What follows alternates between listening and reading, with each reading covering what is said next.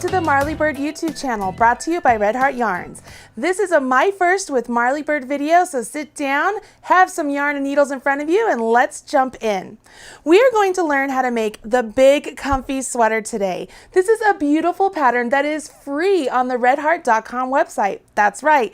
All you need to do is click down there in the video description and you'll find a link to this pattern. While you're down there, go ahead and smash that like button, as my kids say, because I know you're going to enjoy this video. This sweater is a great first sweater project for the beginner knitter. You're going to learn how to do some ribbing, how to do some stockinette, and then how to do a really cool ridge, purl, and knit combination stitch. The front and back pieces of this sweater are identical, so you will make each piece exactly the same. Once both pieces are complete, you will seam them together and you will have a sweater that you will want to wear all fall and all winter long. Now, what do you need for this project? Take a look down here. I'm going to show you what you need. For this project, of course, you'll need the pattern, and it's free once again on redheart.com. You will also need some Red Heart Fashion Soft yarn. This is a DK weight yarn or a size 3 Craft Yarn Council yarn. And you'll also need a pair of size 8 knitting needles. Now, I'm showing you straight needles here, but to accommodate the number of stitches that you will eventually have on your needles, I'm going to suggest that you use circular needles when you're making your actual sweater. Don't worry, when you use circular needles, you use them just as straights. They just happen to give you more length on the actual cord that simulates the needle, and you will have extra space for your stitches so they don't be so squished up here. I'm showing you the straights though today because I will be using these to demonstrate the different stitches you will use for this sweater. Go ahead, download your pattern, and grab some scrap yarn and some needles, and I will show you how to work these stitches. Let's learn the stitches first before we cast on for our actual sweater.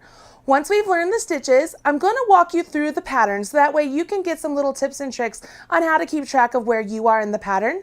Then I'll show you how to seam up the pieces of the sweater and you'll be ready to go.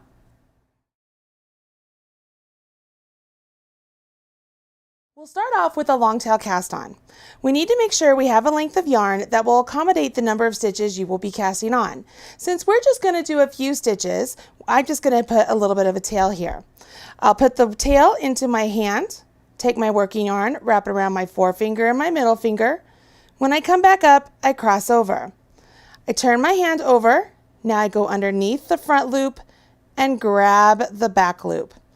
Pull it off and give it a little tug, and you have a slip knot. You can tighten the slip knot just by pulling those tails apart. If you want more instructions on how to do a slip knot, there's a link to just a slip knot specific video in the description box below. Once you've completed your slip knot, go ahead and place it on your needle. You want your working yarn to the right of the needle and your tail to the left. Go ahead and take the tail and wrap it around your thumb like so. Once you've done that, take your needle and you're going to go up the thumb. Now you're going to take the working yarn, wrap it around your needle. Take your needle and you're going to thread it right directly through that same thumb stitch and then off. We'll do that again. Grab the tail and take your thumb and scoop it right around just like that. Go up the thumb, take the working yarn, go around your needle, take the needle, go out the thumb. So see that window, see this window right there? You're going to take your needle and swing right through the window and off the thumb. Let's do this again. You're going to grab your tail, scoop with your thumb, go up your thumb, take your working yarn around your finger or around your needle. Take your needle and go right through the window and off. When you go off, pull the tail, and that snugs those stitches right up to the needle. Now, this is an alternative way to doing a long tail cast on. There is another way of doing a long tail cast on where you don't have to let go of your needle to grab the working yarn. I'm going to show you how to do that now. Just like before, I'm going to grab my tail and I'm going to scoop it around my thumb, but this time I'm going to stick my pointer finger out just like so and take my working yarn and wrap it around my pointer finger. Once I wrap it around my pointer finger, I'm just going to bring it back and grip it so that way I have a hold. Now you can see I have a slingshot.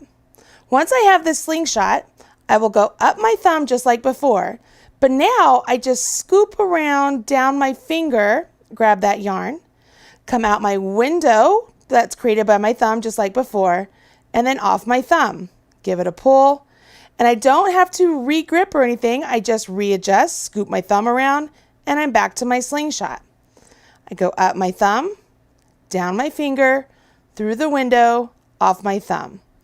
Re-grip, I'm back to my slingshot, up my thumb, down my finger, through my window, off my thumb. Back to my slingshot, up my thumb, down my finger, through the window, off my thumb. Back to my slingshot. You also want to make sure that your slingshot does not look like this. See how this has the yarn going outside of my thumb? I want it to go around this way. Does that make sense? So we want it to look like this, where the yarn is coming from the needle going to the outsides, just like that. We don't want it to be like this. See how this one is coming like more towards me and this one's to the outside? If you're doing it like that, you're not going to get stitches that are created correctly. So you want it to look like this. Let's count how many stitches I have. 1, 2, 3, 4, 5, 6, 7, 8. I'm going to put a multiple of 4, remember? So let's up, down, that, blop. There's 9, 10, 11, 12, and I need 2 extra stitches. So there's 1 and 2. Now I'm ready to work into these stitches as they're based onto my needle. So I'll place that needle directly into my left hand, grab my next needle, and I will begin to knit. To create a 2x2 rib, we're going to work in a combination of knits and purls. We will knit 2, purl 2, knit 2, purl 2, all the way down the row. The biggest thing when you do this is to make sure you move the yarn between your needles so that you don't accidentally get extra stitches. We'll go ahead, we will start off with knit 2, so we go into the stitch, yarn over, come out and off, and then we'll go ahead and knit the next stitch.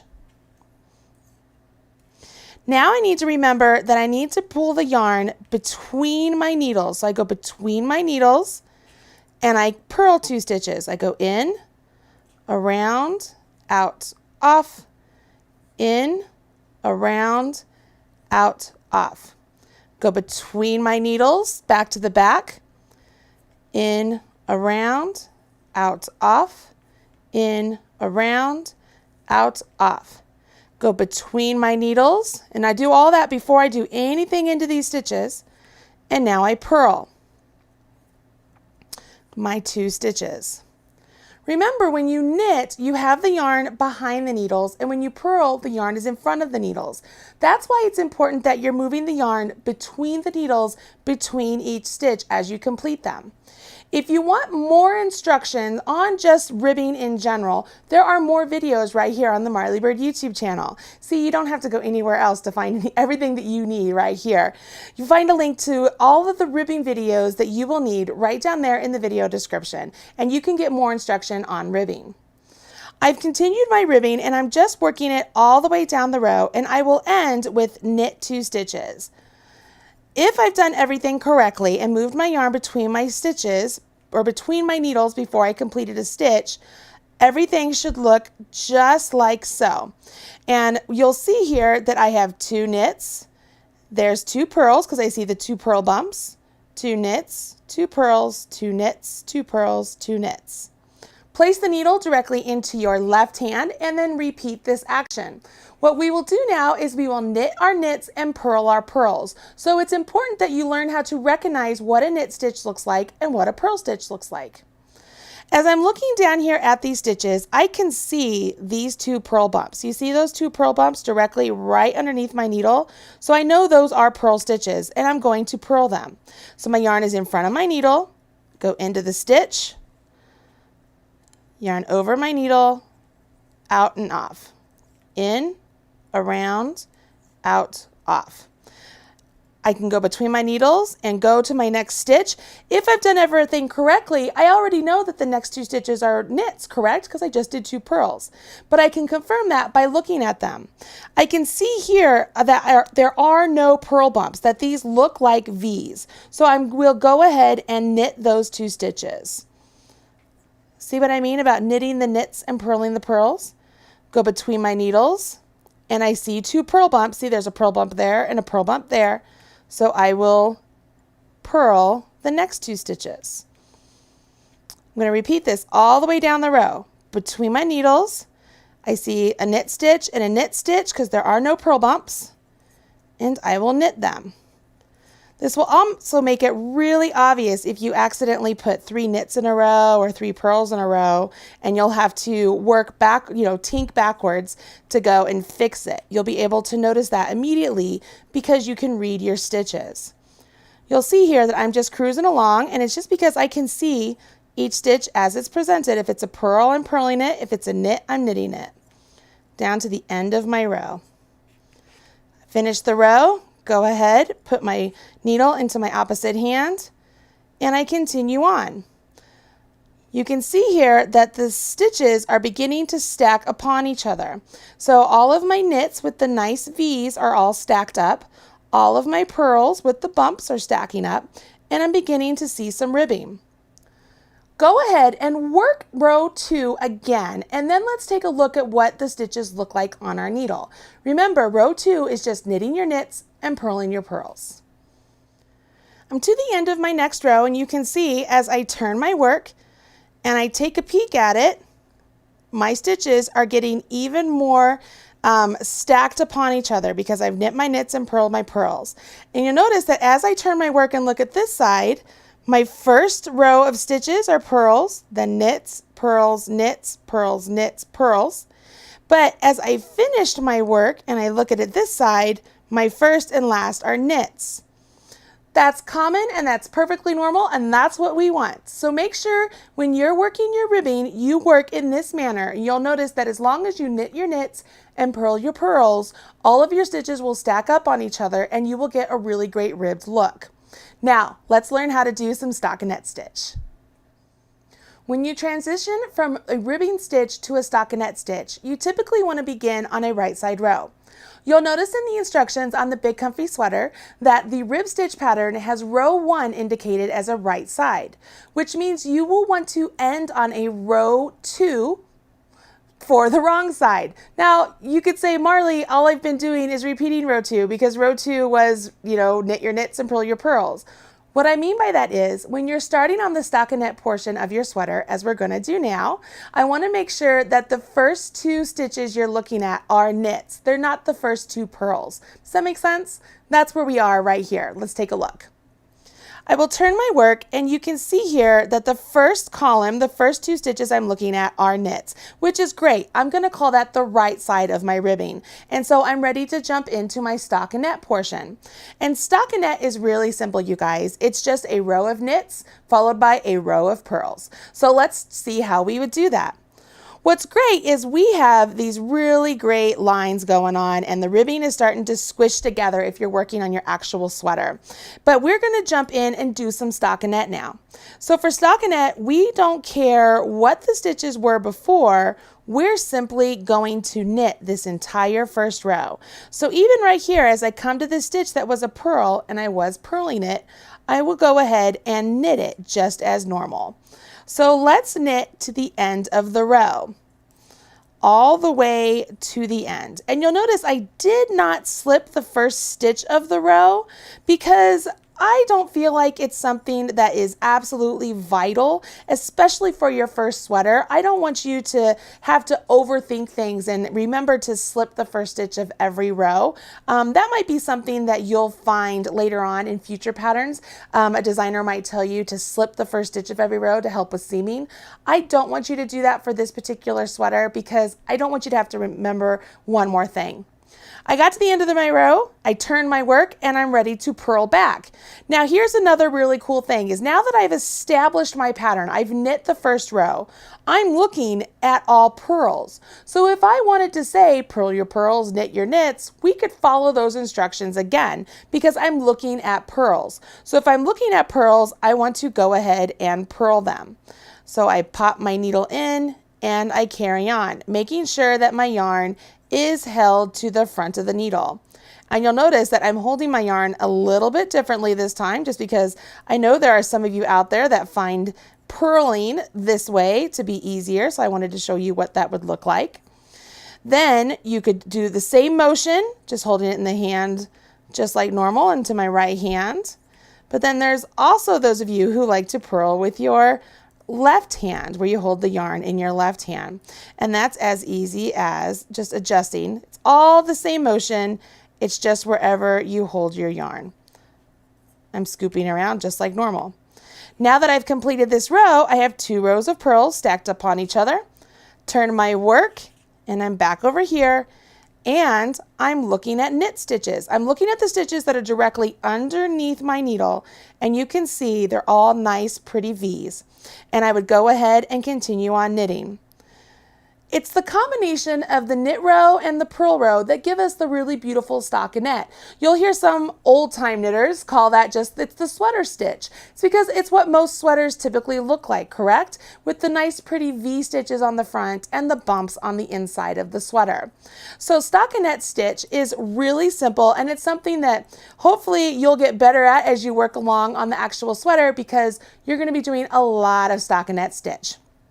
As you're making the sweater, you work the ribbing to the designated number of inches you need it to be, and then you change to stockinette stitch, and you work that to the designated number of stitches, or then you work that to the designated number of inches you need that to be. Last but not least, you'll switch to one more stitch pattern, which is used on the shoulder, top of the yoke portion of the sweater. It's actually like from the armpits up. And it is not a difficult stitch pattern because it's still just knits and purls, but we adjust the rows in which we make them. Let me go ahead and work up a couple more rows in stockinette stitch so I can show you what it looks like. Then I want to show you how to cast on mid-sweater, so that way you can see how to cast on for sleeves. It's really easy and not as difficult as it might sound, and you're going to be like, oh my gosh, I can't believe how easy that is. That's what's so great about this particular pattern, is it really is super simple. Once you know how to cast on for the sleeves, we will jump into the next stitch pattern of this sweater, which is a ridge pattern. And that is done up on from the sleeve portion up to the top of the shoulder. Sometimes you will call that the upper body or the yoke of the sweater. So let's go ahead and take a look at the stockinette I've worked up.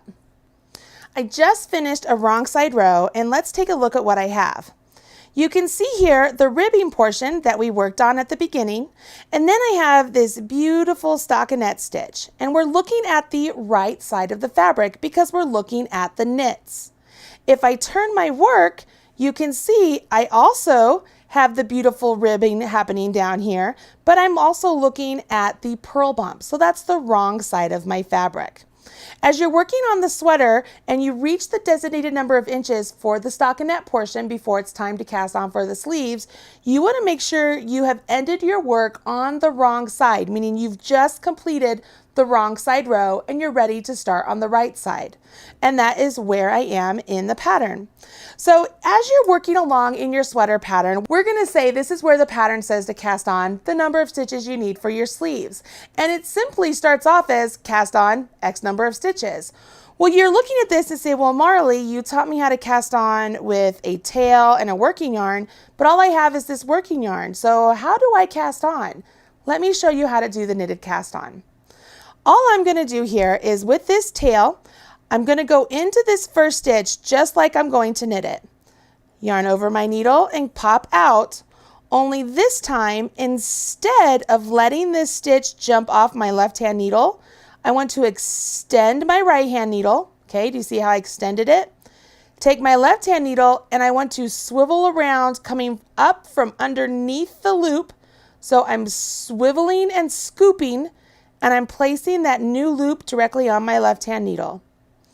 Now I'll take my needle, go into the new stitch, just like I'm going to knit it. This is called the knitted cast on, and come out. Once again, I extend, swivel with my left hand, and coming from underneath, okay, I want to come from underneath. I'm going to scoop that stitch and place it back on my left hand needle. Go into the new stitch, go around your needle, pop it out, extend, swivel, and come from underneath and pop it back on. If you do not come from underneath and put that stitch on your needle, it's going to lay that stitch on there just a little bit awkward and you're not going to like it. So make sure you swivel and scoop from underneath.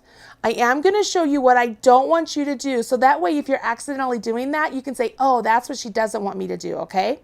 So this is what I do not want you to do. So we're going to go in, we yarn over, we pop out. This is great. We extend. This is great. But you're like, oh, Marley, it's so simple. I just pop that just like that. I can just go right into that loop and put it on. Well, if I do that, see how that loop is it's diagonal and it doesn't really sit right.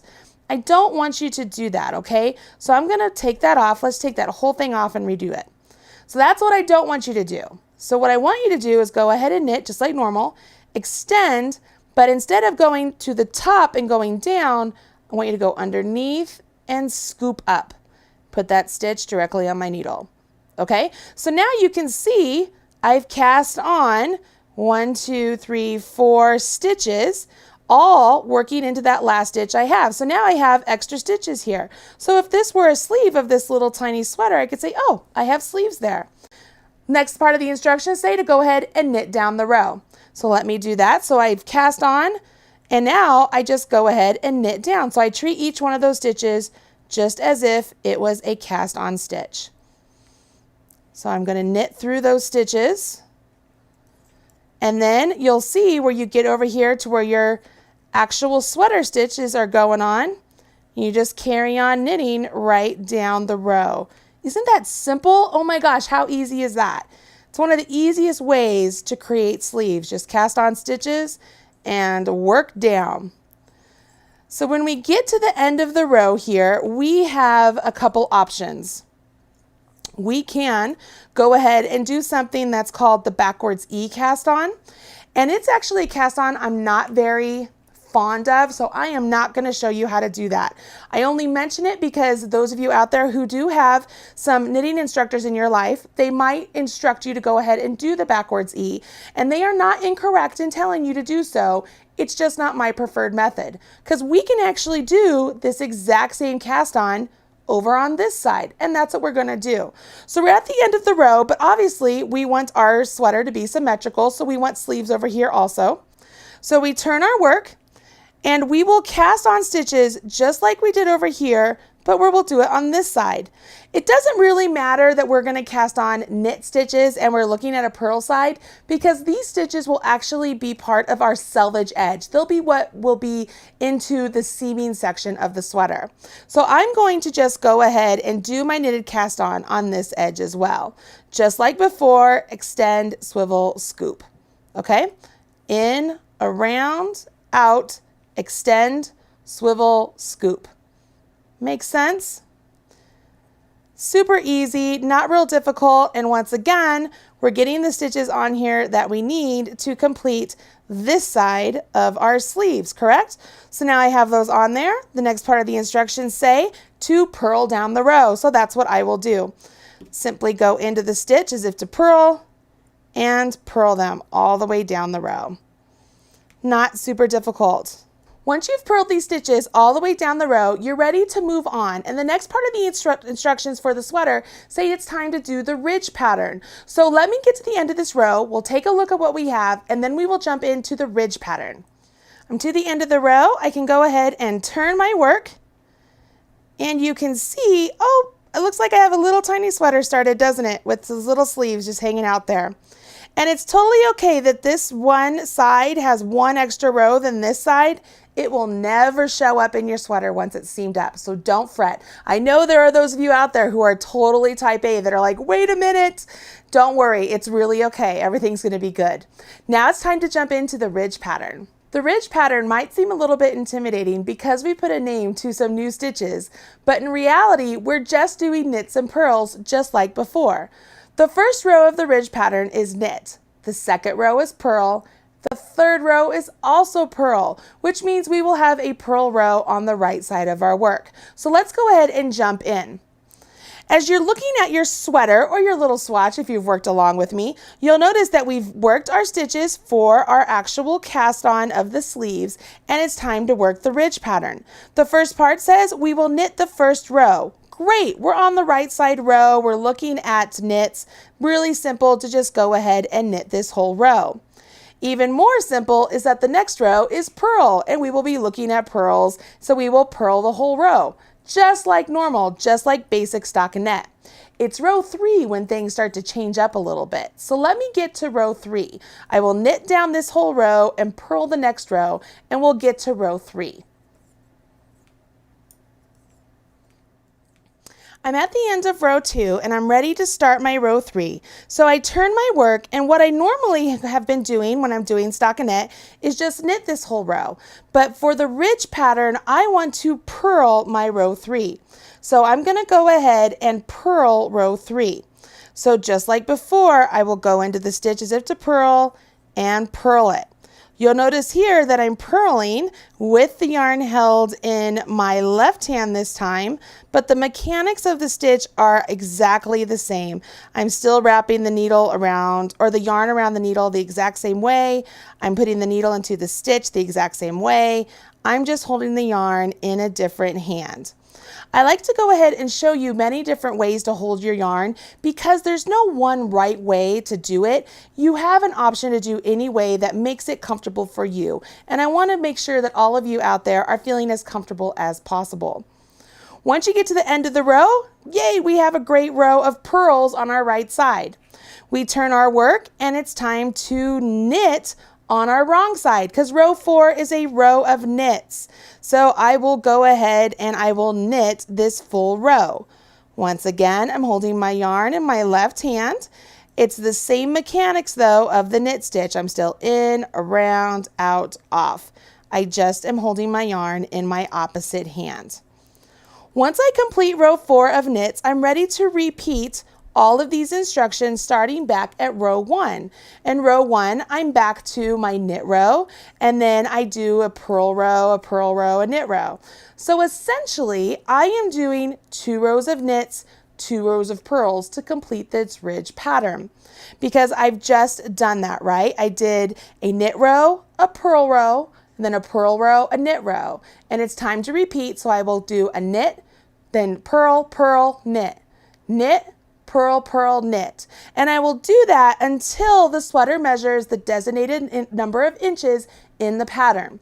Once you've reached that, it's time to bind off. So what I'm going to do here is I'm going to work a couple more repeats of the ridge pattern and show you how to bind off, so that way you bind off really nice and clean.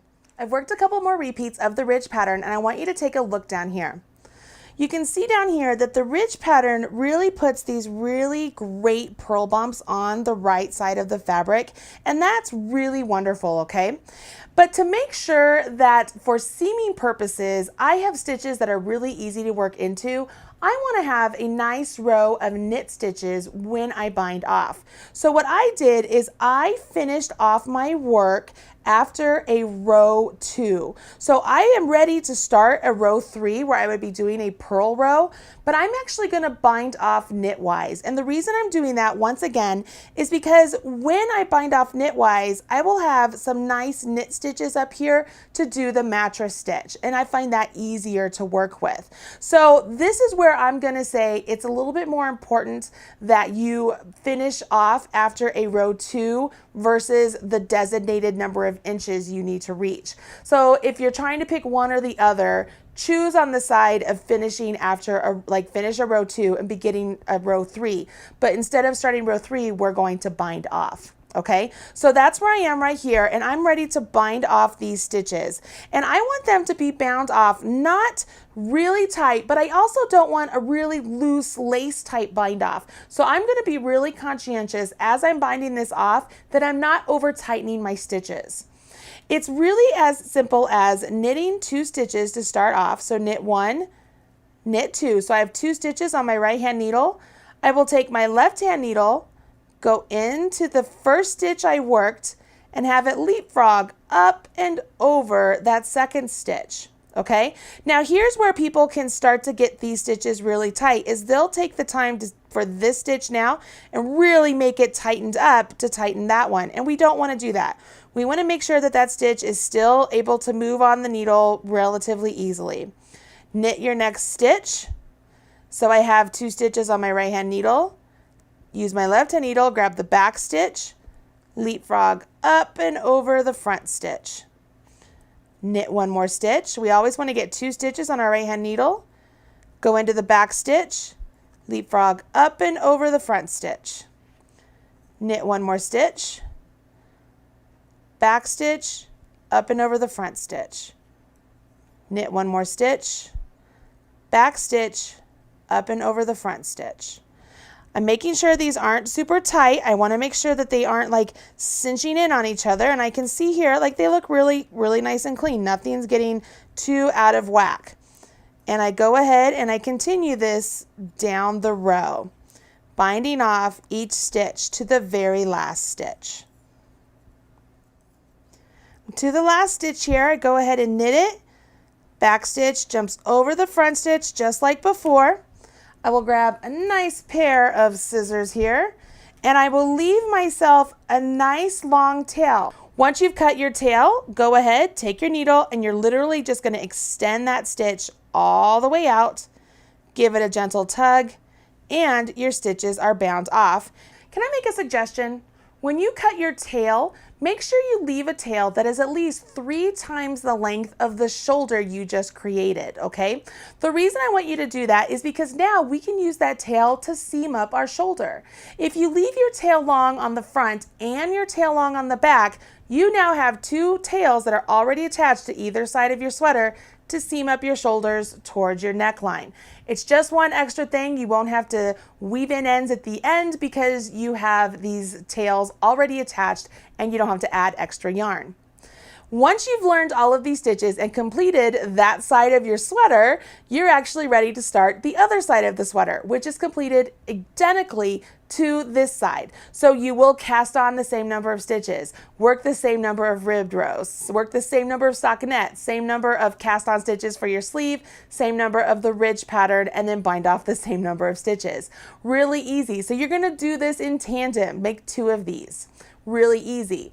Now, I know that there are many of you who don't really know how to look at the pattern and which number pertains to which size I'm making. So I want to take that time right now to show you how to follow along in the actual pattern. Then I will pull out a sample that I've already had made up of the front and the back and show you how to start off seaming your work. So let's take a look at the pattern first. I have the printed portion of the pattern right here in front of me, so let's take a look at it. The first thing you might notice when you're looking at this pattern is that there are a lot of numbers going on here. And which numbers do you need to pay attention to? Well, right up here at the top, it says the directions for the size small, and then it changes for medium, large, 1X, 2X, and 3X in parentheses. Meaning this number out here, this size 44, is for a size small, which means this garment is meant to be oversized, hence the name Big Comfy Sweater. That 44 is the small. The first number inside the parenthesis is the medium. The following number is the large, so on and so forth. It would go 1X, 2X, 3X. So I want you right now to highlight the number of the size you're going to make. So I highlighted the smallest size. So I highlighted 44. And that lets me know that every time I see a series of numbers where it's one number and then all the others are in parentheses, I am going to pay attention to the one number outside of the parentheses, whereas you might be paying attention to the third number within the parenthesis. But now you don't have to go back and think about that every time because you've highlighted that number, right? So what I will do now is I will come over here to the finished length. I will also highlight that number. And then as I come down here to the pattern, I'm going to find every instance where there is a number followed by parentheses, and I will highlight the number that pertains to me. Remember, I'm doing the one outside the parenthesis. You might have one of these within here. And I keep following along, and I will highlight that number for me. Follow along, and you'll see right here, cast on for sleeves, it says cast on 34, and that's for all sizes because there aren't a series of numbers after that that shows, oh, I did 34 for this size and then 36 for another size. That's not how it works. It's 34 for all sizes. But then you see down here that it has a series of numbers, and it tells you how many number of stitches you have after you cast on 34. So I'm going to highlight the number 128 because right here we can see I had 94 stitches. I cast on 34, I'll end up with 128. Then after the next row of casting on 34 stitches, I will end up with 162, whereas you might have one of these other numbers. Then it says we're going to work in the ridge pattern until the piece measures whatever number pertains to you from cast on rows. 10 inches is what this says. Well, obviously we have worked further than 10 inches from our initial cast on rows.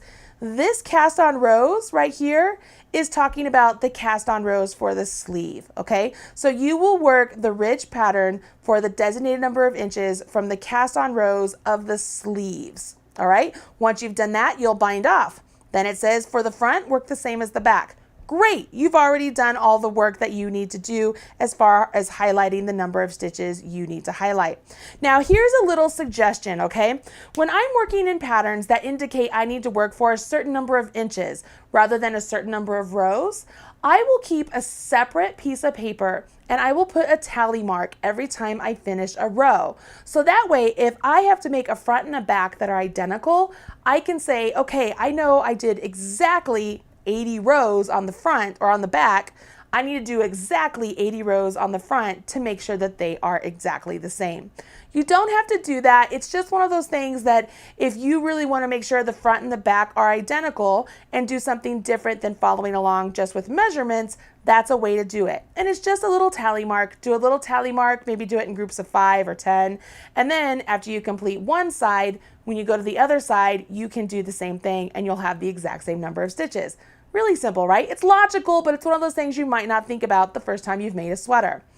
Once you've made the front and the back of your sweater, it's time for the finishing. And you'll see here in the pattern, it says, leaving the side edges in ribbing unsewn for the side slits. So we will not sew up the side slits. We were going to leave the side edging just the same. Just leave it real same and simple. Says sew the side seams and then sew the shoulder or the top of the arm seams, leaving about, there's a number there, so I want to make sure I highlight the number that pertains to me. So for me, it would be 7 inches open at the center for the neck. Says neckline will shape naturally with gravity, so the underarms and sleeve seams weave in the ends. This is going to be so simple, you guys. The biggest thing here is that we're going to seam up the sides, seam up the shoulders, and then seam up the underarms. Pretty basic. We're going to leave an opening right here at our neck so that way our head can fit through. And then with the stitch pattern that is used up here at the yoke, that ridge pattern, the neckline of the sweater is actually going to naturally drape and give a really great, beautiful look just because of the way gravity is. So it's really easy. Once you've completed the front, once you've completed the back, it's time to seam it together. Now I've already completed a front and a back, so I'm going to show you how to seam up the sides and I'm going to show you how to seam up the shoulders, and then you're on your merry way. You can complete this sweater. So let's do that now. Looky here, I have a front and a back. The first thing I want you to do is I want you to match up the front and the back with the wrong sides facing each other. Now the best way to know what is the wrong side is take a look at your stockinette stitch fabric. You want the purl sides to be next to each other. So as you look down here, you can see I'm taking the edge of my ribbing and partnering up with the front to the back. And I have my purl edge here, my purl side here of my stockinette, and I'm just making sure they're right next to each other. And I'm going to place all that out. The sweater is all even. Look at that. See? Do you see that right there? So I have it side by side, right next to each other. Wrong sides are together. The reason I want wrong sides together is because the right side is how we will do the mattress stitch. So I am pulling my work over and I'm going to start over just on the side seam right down at the bottom of the ribbing. Let's take a look. You can see down here, this is my ribbing portion, and remember the instructions stated that we were not supposed to seam up this part of the ribbing. We're going to leave that nice and open. But that means that we have to join our yarn right past the ribbing bit. So I am using a different colored yarn to seam up just because I want you to be able to see what I'm doing, but you will use the same color yarn that you used for your actual sweater. I'm taking a length of yarn that I know would travel the entire length of the side of the sweater. So make sure you do that. Cut a length of yarn that is long enough to get up to the armpit. I'm not making a slip knot. I'm going to thread this yarn directly onto a steel bent tip tapestry needle. I highly recommend you using a steel bent tip tapestry needle for this portion because it will make it easier to seam stitches. We have to join this yarn here at the beginning with the figure 8. So I'm going to come down here and I'm looking right here at the edge, and I will be working up along the edge of these stitches, and I'm going to just pop my needle right through that edge and pull it up, making sure I have a little tail left over. Come over to the corresponding side to the same type of stitch going up that edge, and then come back over to where we came in before, and I will go up again. So I've created a figure 8. See the figure 8? And then give that a nice tug. Now working up along the edge of the front and the back, and you'll notice it naturally wants to curl. That's what Stockinette does. So you'll have to get your hand in there and unroll it. But working up along these stitches, so right next to these V's, what I'm going to do is I will go in to this stitch. So I'm going into the stitch, popping up and coming out the next one. Can you see I have 2 bars on my needle? That's what I want. So I'm going to pull this up just like so. This is called the mattress stitch. Come over here to this side and going in exactly where the yarn came out. That's why I wanted you to see it in a different color. I'm going to go in exactly where it came out and then come up where I get 2 bars and then pull it up. Come back to the opposite side, making sure you're unrolling your stockinette so it doesn't give you the wrong row to work into. Go in where you came out, go up 2 stitches, so you have 2 bars, 2 bars, and pull up. And you will do this working back and forth on the front and the back until you get to the armpit section. So I'm back over here, going in where I came out, going up 2 stitches, and coming out. So I have 2 bars. You see that? And pulling up. And you'll notice I haven't pulled these really tight yet because I want to show you what it's going to look like when I pull this nice and snug. Going in where I came out, going up 2 stitches, and pulling.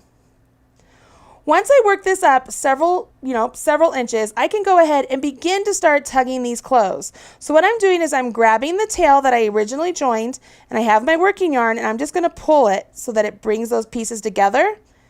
And you can see I've joined the front to the back, and it looks virtually seamless. Look at that. You can't even see the gray yarn I was using. And I would continue on. I have the yarn, it came out over here. So I'd come back over here, see where it came out, go in, and travel up. So I have 2 bars, and come out. Come over to this side, make sure you unroll, always make sure you unroll. And I'm working right along the edge, going into the same stitch I came out, go up 2 stitches, and pop out. All the way up. This makes a really great invisible join, and it's the perfect join for a sweater in my opinion. What happens here is once you've joined these 2 pieces together, on the inside of the sweater, you get this really nice bump. This is the edge of our sweater. This is our selvage edge that is actually on the inside. And when our sweater is complete, we can take this tail, thread it onto a tapestry needle, and just weave it through this selvage edge to weave in our ends. Pretty simple, right? Now, if you're doing that all the way up to the top here, all the way to the top, to the edge where the sleeve is, you can actually continue on and just seam these together as well using a whip stitch, or continue on using a mattress stitch. And so it is totally up to you. What's really great is this right here is going to be invisible because it's in your armpit. So you can decide to do whichever one you want. This here is a lot more visible because it's the side of your body. It's going to be a lot more visible. But this here, your arm is down a majority of the time, unless you're raising your hand because you're sure, and it's going to be rather invisible. So if you wanted to do a whip stitch there, you totally could do that. Now, at the top of our sweater, when we're looking at the shoulder, that's going to be visible again as well, correct? So up here at the top, remember when I mentioned that you should leave a tail that's long enough to seam this together? Obviously, I did not do that the first time around. So make sure you heed my warning so that way you don't have to reattach yarn, but you would reattach yarn at this point just like you did before. So you would grab your yarn in a matching color, make sure it's a matching color. Once again, I'm going to use the gray yarn just because I think it's really easy to see. And you would do a figure 8. And I'm coming right here at the very edge and I'm just going to go in, leaving a little tail, come to the opposite side, leave a little, come back over here, and come up, and I've done a nice figure 8 and I've joined the seam together. Now at the top here, we aren't joining row to row, we're joining stitch to stitch. So we have to do the mattress stitch a little bit differently. What I'm going to do is come over here and I'm going to work directly around that V of a stitch right there and pull my yarn. Come over here to the opposite side to the corresponding stitch on the opposite side of the sweater and pull up the V and pull. Come over here to this side, go in around the stitch, right? I'm going around the V, you see that? And I'm pulling. Coming back over here, going around the V stitch right there, you see that? And I'm pulling. As I do that, you can see that I'm recreating a V stitch. And as I pull the tails together, or pull the tails apart, just like that, it brings the two pieces together and it makes it look seamless. So because we're doing stitch for stitch, we have to go around the actual stitch here, pull up a V.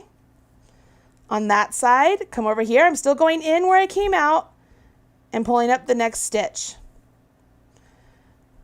Come over here, go in where I came out, and pull up the next stitch. Go around the next stitch. Maybe that's a better way to say it. And when I give it a tug, it pulls the two pieces together. I do get that nice seam on the inside right here, so I can take all of my tails and weave them into that seam. Now I will seam this together. Remember my size, it said to do it for 7 inches. And one thing you could do is you could take a stitch marker and measure this out for 7 inches and then take a stitch marker and pin it there so that way you don't accidentally stitch further than you need to. And then once you're to the point you need to finish off, weave in your ends, you have your neck opening, and it's done. You've completed the big comfy sweater. See what I mean? Once you weave in your ends and you leave your neck opening, you have space to wear the piece, and then as it's worn, gravity takes its shape and it gets a really beautiful kind of drapey boat neck piece, and it's just big and comfortable. You can't go wrong with this wonderful sweater. I love the slits up the side. I think that's really forgiving. It's just going to be really pretty. I love this so much.